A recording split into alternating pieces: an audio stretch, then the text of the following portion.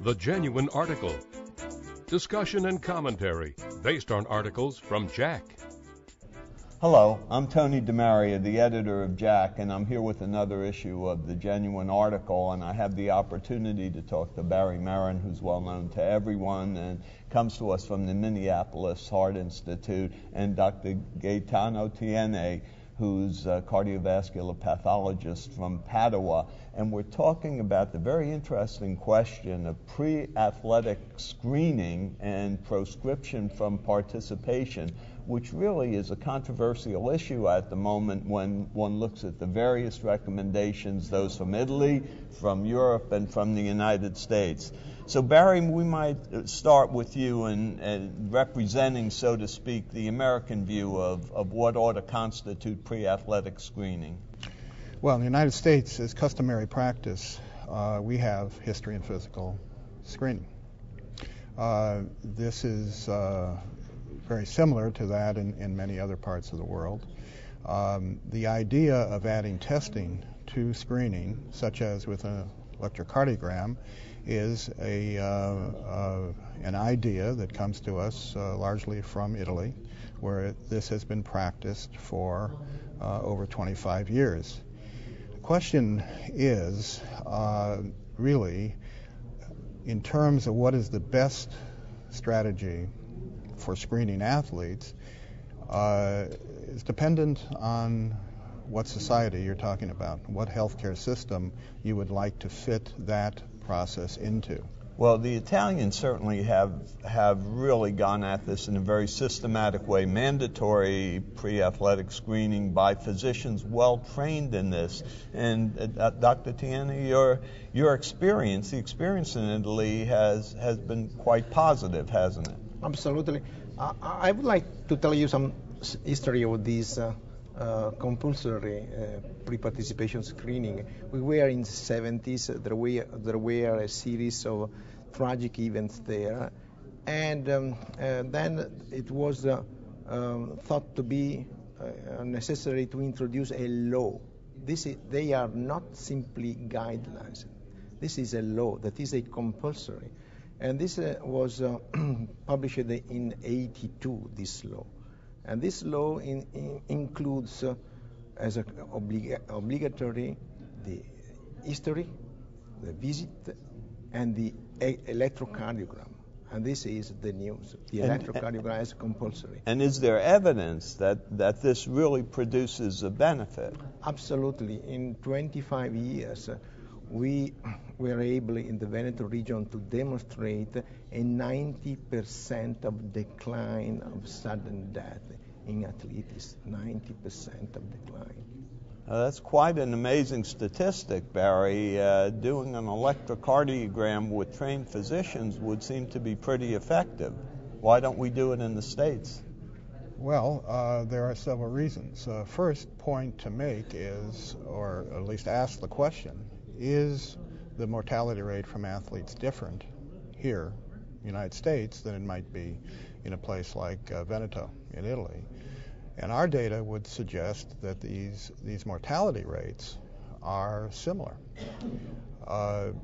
largely because this is a low event rate phenomenon in athletes. There are only, based again on our data, about 75 athletes a year who die of cardiovascular disease in the United States as part of organized competitive sports. So in a low event rate phenomenon, the impact that any particular screening may have may not affect significantly the mortality rate. Having said that, it is not the same thing as suggesting that power would not be added to a screening program with a 12-lead ECG.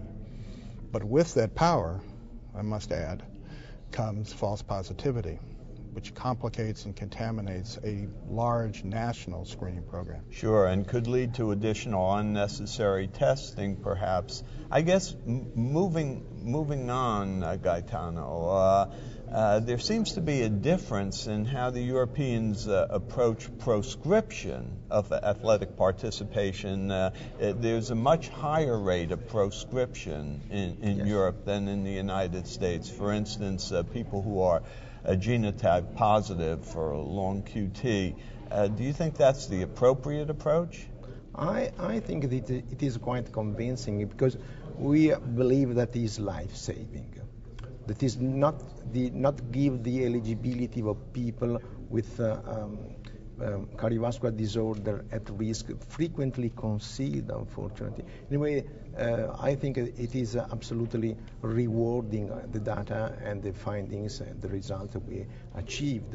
I must say that mostly these findings are related to the detection of cardiomyopathies, because cardiomyopathy may present with subtle electrocardiographic changes, and they are enough to raise the suspicion. What is instead still a problem is the recognition of coronary artery disease, both congenital and acquired. They still escape, and this is our nightmare at present. Yeah, of course, in the United States, we tend to believe that individuals ought to have the right to choose for themselves. So it's we're a little bit looser with our proscription. We tend to give more latitude. So let me just conclude this then for our audience. Barry, what would you recommend given the conflicting recommendations at the current time that a physician should do in terms of pre-athletic screening? Well, at this time, we really don't have a choice. We must continue with the customary history and physical screening. The one element that they have in Italy that we don't have, which is critical to developing a mandatory national program, would be this cadre of sports medicine physicians that are dedicated to the examination of the athletes as a full-time proposition. Or at least as a specialty. No, as a full-time proposition. That's what they do. And we, in our healthcare system, would have difficulty creating the same thing that they have in Italy.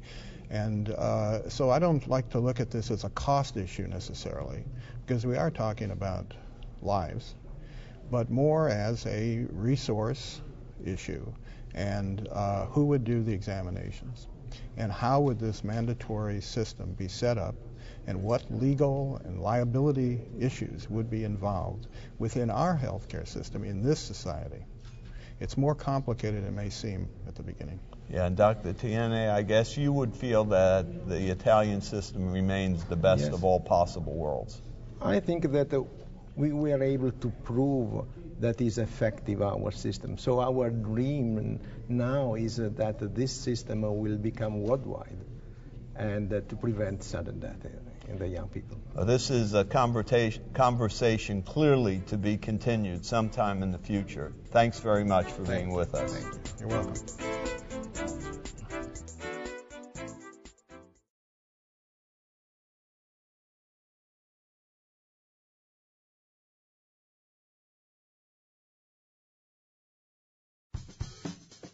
Have a question or comment about a CVN story? Send us an email at cvnfeedback@acc.org.